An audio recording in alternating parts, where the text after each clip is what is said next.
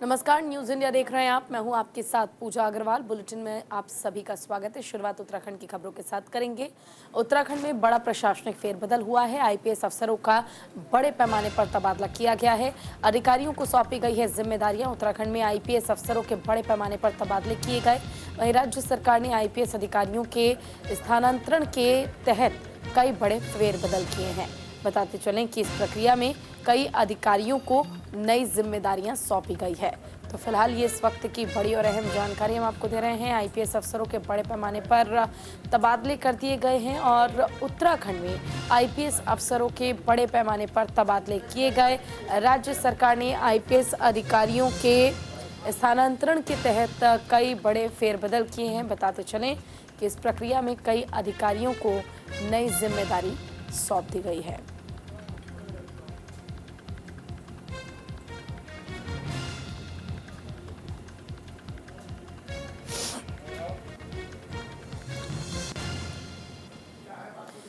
तो देखिए, राज्य सरकार ने आईपीएस अधिकारियों के स्थानांतरण के तहत कई बड़े फेरबदल किए हैं। इस प्रक्रिया में इन अधिकारियों को नई जिम्मेदारी सौंपी गई है, जैसे कि मणिकांत मिश्रा को उधम सिंह नगर का नया एसएसपी नियुक्त किया गया है।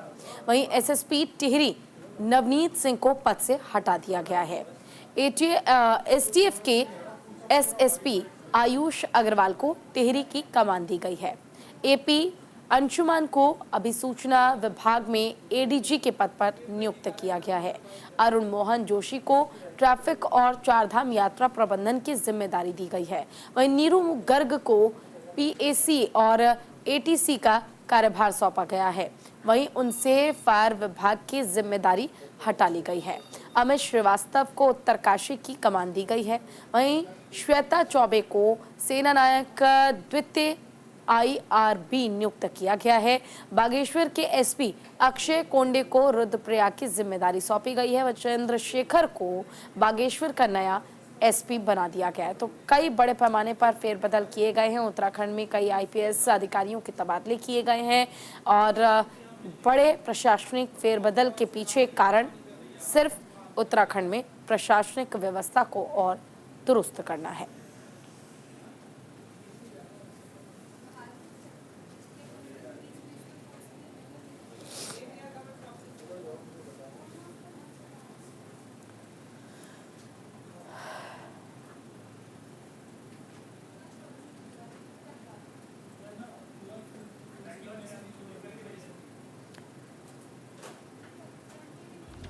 तो वहीं बीजेपी सांसद त्रिवेंद्र सिंह रावत का बयान सामने आया। राज्य सरकार को रावत ने दी है नसीहत, गणेश जोशी पर होनी चाहिए जांच। त्रिवेंद्र सिंह रावत ने कहा, आय से अधिक संपत्ति मामले में घिरे हैं जोशी। उत्तराखंड के कैबिनेट मंत्री गणेश जोशी आय से अधिक संपत्ति मामले में घिरते हुए नजर आ रहे हैं। अब पूर्व मुख्यमंत्री त्रिवेंद्र सिंह रावत ने सरकार को इस मामले में अपना पराया छोड़कर न्याय के रास्ते पर चलने के लिए कहा है। त्रिवेंद्र सिंह रावत ने धामी सरकार को गीता का ज्ञान देते हुए कहा कि भ्रष्टाचार पर हमारी सरकार का जीरो टॉलरेंस का रवैया रहता है, इसलिए धर्म का रास्ता हमें अपनाना चाहिए।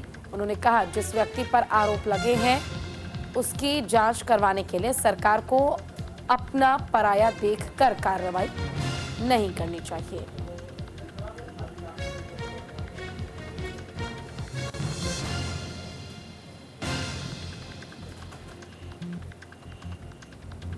तो राज्य सरकार को रावत ने नसीहत दी है। त्रिवेंद्र सिंह रावत ने नसीहत दी, गणेश जोशी पर होनी चाहिए जांच। त्रिवेंद्र सिंह रावत ने कहा है, आय से अधिक संपत्ति मामले में घिरे हुए हैं गणेश जोशी, जिन पर जांच की मांग कर रहे त्रिवेंद्र सिंह रावत। उनका कहना है कि भ्रष्टाचार पर अगर जीरो टॉलरेंस की नीति बीजेपी की है तो इसे आपको सच्चे मन से मानना चाहिए और फिर चाहे वो बीजेपी का नेता हो या फिर विपक्ष का नेता, कार्रवाई आपको अपना या पराया सोचकर नहीं करना चाहिए, बल्कि निष्पक्ष जांच होनी चाहिए।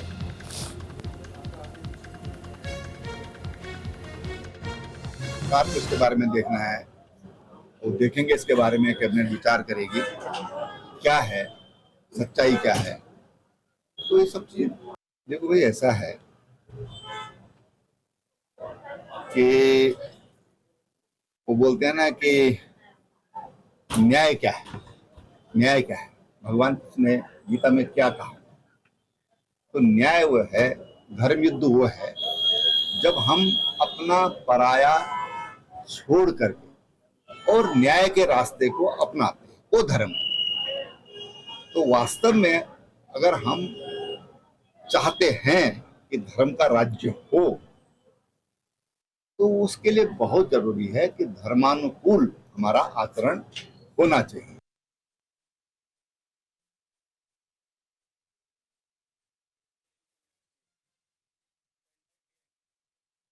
तो वहीं मंत्री सतपाल महाराज पहुंचे हैं चक्राता जागड़ा पर्व में शामिल होने के लिए पहुंचे हैं महाराज का कार्यकर्ताओं ने किया है स्वागत। कैबिनेट मंत्री सतपाल महाराज चक्राता विधानसभा पहुंचे हैं, जहां उनका कार्यकर्ताओं ने भव्य स्वागत किया है। सतपाल महाराज जौनसार बाबर के हनोल में मनाए जाने वाले बड़े पर्व जागड़ा में शामिल होने के लिए पहुंचे हैं। महाराज ने मीडिया से बातचीत में साफ बताया कि केदारनाथ बद्रीनाथ की तर्ज पर हनोल महासू मंदिर को 5वां धाम विकसित करने के लिए मास्टर प्लान बनाया जा रहा है।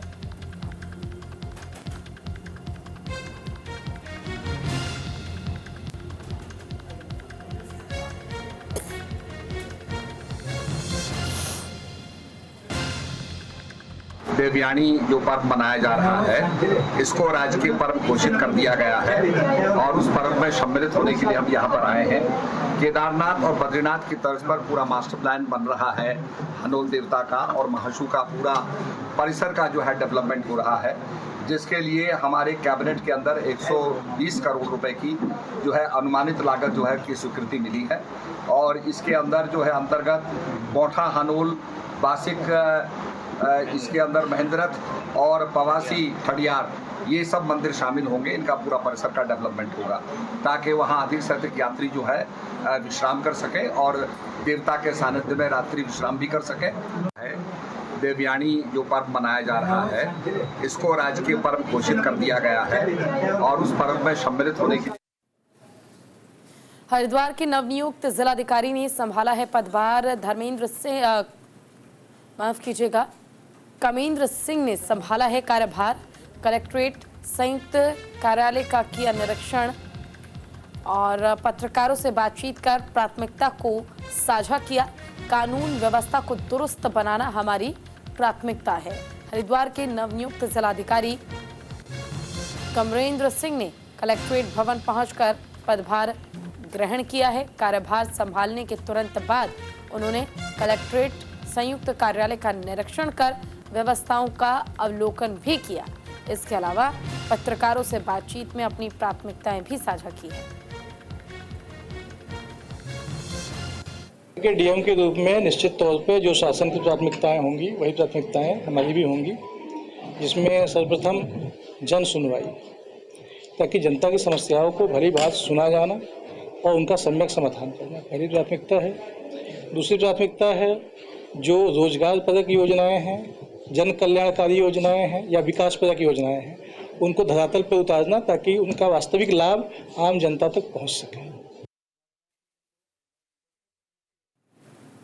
वहीं सावित्रीबाई फुले को भारत रत्न देने की मांग तेज हो गई है। हरिद्वार में सैनी समाज ने सरकार से मांग की है ज्योतिबा फुले को भी दिया जाए भारत रत्न। ज्वालापुर सैनी आश्रम में कार्यक्रम आयोजित किया गया।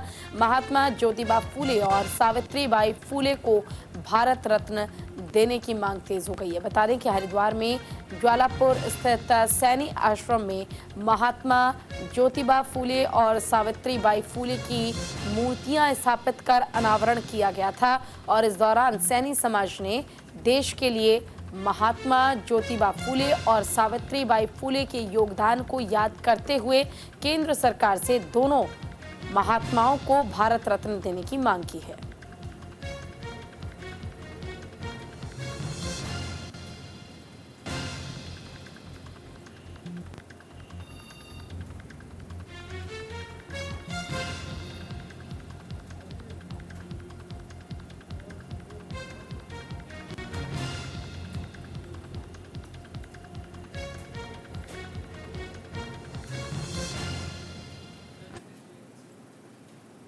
महात्मा ज्योतिबा फुले जी और राष्ट्रीय माता सावित्रीबाई फुले जी के लिए सम्मान सरकार को देना चाहिए, क्योंकि भीमराव अंबेडकर जी के गुरु हैं महात्मा ज्योतिबा फुले जी।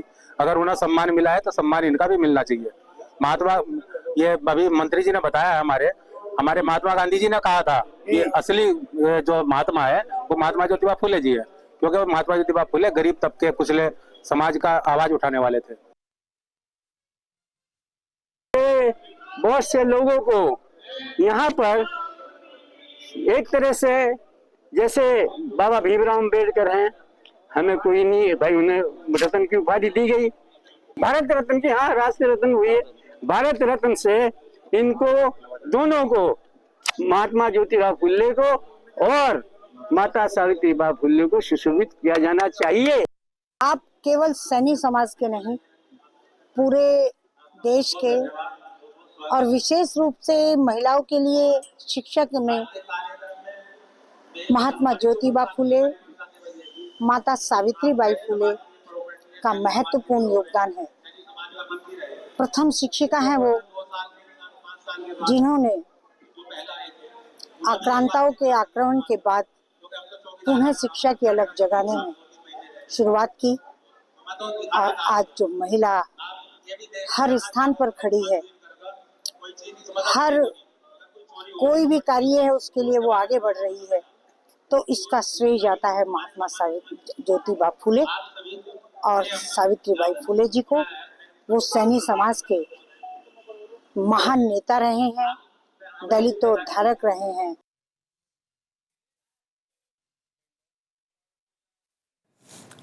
लक्सर से खबर है, जहां किसानों का बुरा हाल हो गया है। बड़ी मात्रा में गन्ने का फसल बर्बाद हो चुका है।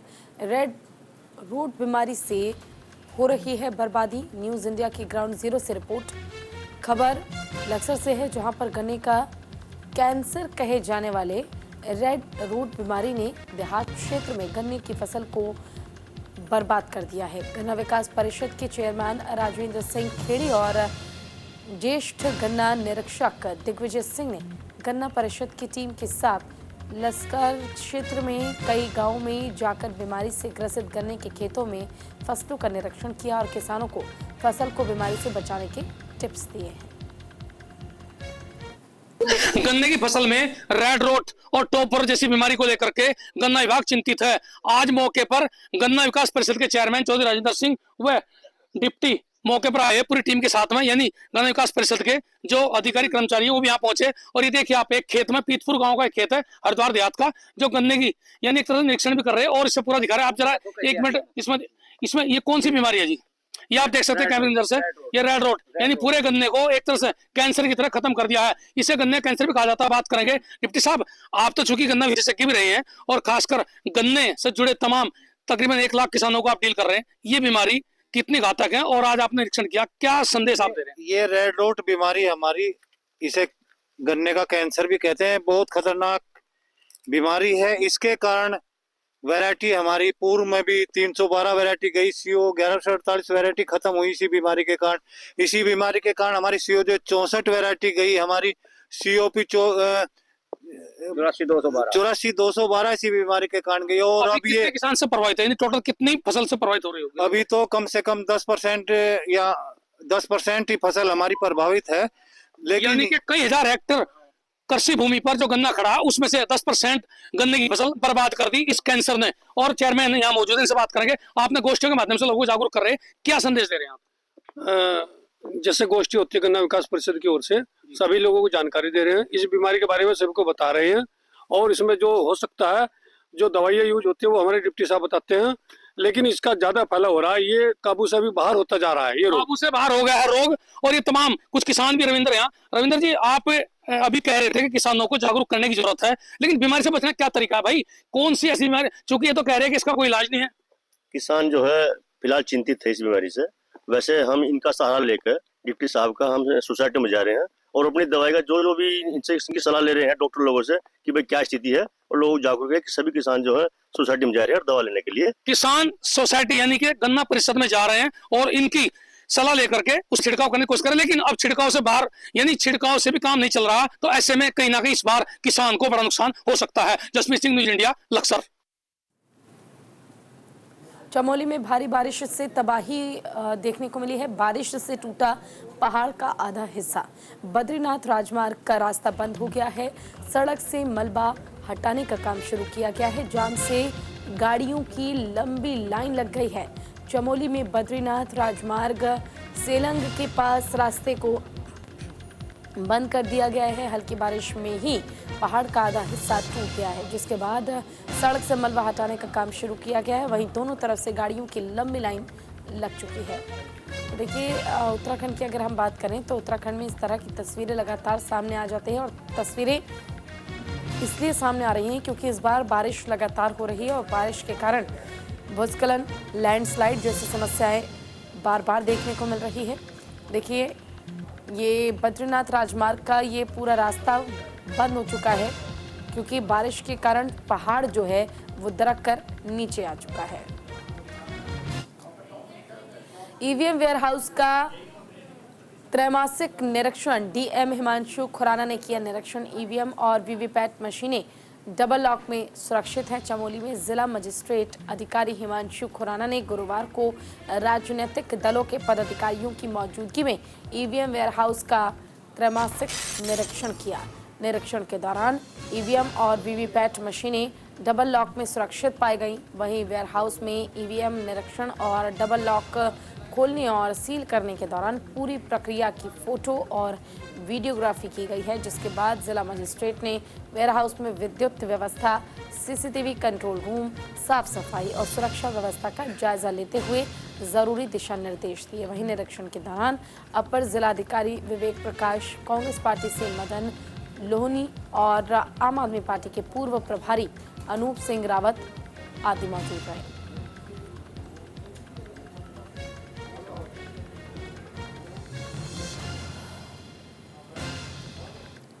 नगर निगम ने वार्ड परिसीमन का काम पूरा कर लिया है। परिसीमन के बाद ओबीसी सर्वे का काम शुरू। 49 वार्ड में ही होगा ओबीसी सर्वे का काम। देहरादून नगर निगम ने वार्ड परिसीमन का कार्य पूरा करने के बाद अब ओबीसी सर्वे का कार्य शुरू कर दिया है। वहीं अपर मुख्य नगर अधिकारी वीर सिंह बुदियाल ने बताया कि देहरादून नगर निगम अब 49 वार्ड में ही ओबीसी सर्वे कराएगा, जिसके बाद निगम 7 दिनों के अंदर ये सर्वे पूरा कर रिपोर्ट शासन को भेजेगा।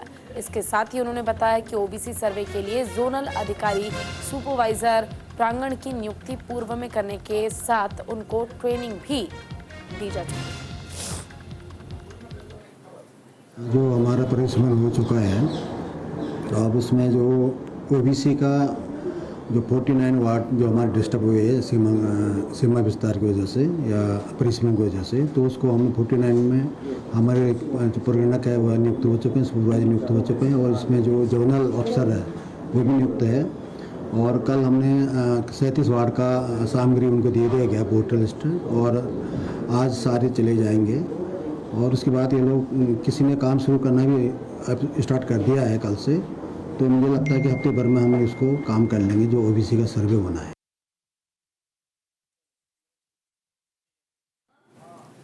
हरिद्वार में युवक की मौत पर बवाल जारी है, जहां वसीम को इंसाफ दिलाने के लिए ज्ञापन सौंपा गया है। जॉइंट मजिस्ट्रेट को सौंपा गया है ज्ञापन। माधोपुर गांव में वसीम प्रकरण का मामला अभी ठंडा भी नहीं हुआ था कि आज आज़ाद समाज पार्टी के प्रदेश अध्यक्ष महक सिंह ने वसीम को न्याय दिलाने के लिए जॉइंट मजिस्ट्रेट को ज्ञापन सौंप दिया है। वहीं आरोपियों के खिलाफ जल्द कार्रवाई की बात भी कही गई है। बताते चले कि महक सिंह ने कहा है कि हम कोर्ट के माध्यम से अपनी लड़ाई जारी रखेंगे और किसी भी कीमत पर मामले में दोषियों को सजा दिलाकर वसीम के परिजनों को इंसाफ दिलाकर ही दम लेंगे।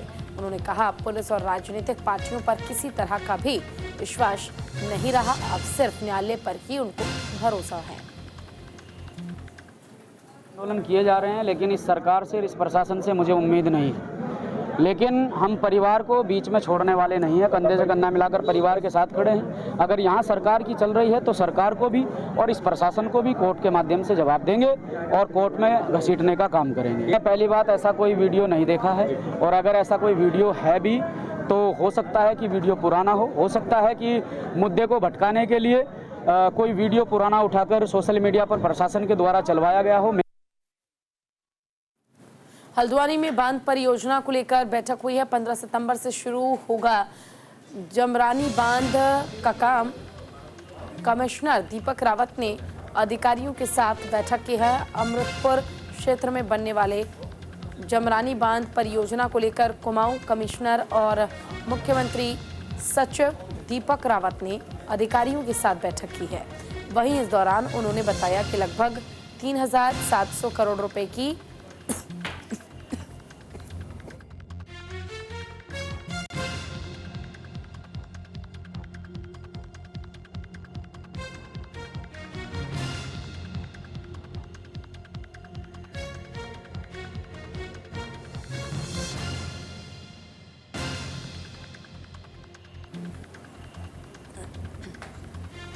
जमरानी बांध योजना के पहले चरण का काम 15 सितंबर से शुरू होगा।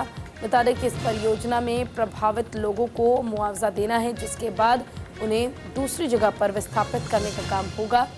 उन्होंने कहा कि जमरानी बांध परियोजना की समीक्षा के दौरान संबंधित अधिकारियों को तेज गति से कार्यों के निस्तारण के निर्देश दिए गए हैं।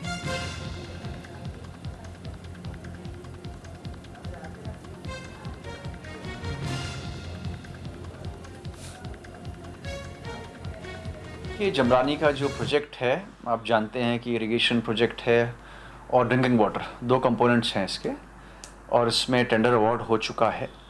काम अब शुरू होना है। जो टोटल प्रोजेक्ट टाइम है ये 5 साल का है, और अभी जो काम होने हैं, एक तो फिजिकल काम जो डैम पे होना है वो है, और दूसरा जो इसका पार्ट है वो रिहैबिलिटेशन का। यहाँ पे जो गाँव अफेक्ट हो रहे हैं उनके अलग अलग कैटेगरीज हमने बनाई थी। सबसे एक कैटेगरी तो वो है जो यहाँ से फिज़िकली उनको हम यहाँ से दूसरी जगह दे रहे हैं। किच्छा में उस साइट को भी मैं देख के आया हूँ। तो पहले फ़िज़िकल की बात करते हैं, तो सितंबर 15 के आसपास से जो एजेंसी है वो काम करना शुरू करेगी, जिसमें सबसे पहले एक रोड बनाई जाएगी, वहाँ तक का पहुँच मार्ग है। केदारनाथ उपचुनाव को लेकर सरगर्मी तेज हो गई है। बीजेपी के प्रभारी हुए केदारनाथ के लिए रवाना। प्रदेश महामंत्री आदित्यराम कोठारी रवाना हुए हैं। बीजेपी कार्यकर्ताओं से करेंगे मुलाकात। केदारनाथ उपचुनाव को लेकर बीजेपी एक्टिव मोड में नजर आ रही है। उपचुनाव से पहले प्रदेश महामंत्री आदित्यराम कोठारी केदारनाथ के लिए रवाना हुई हैं, जहां पर वो कार्यकर्ताओं और नेताओं से मुलाकात करेंगे।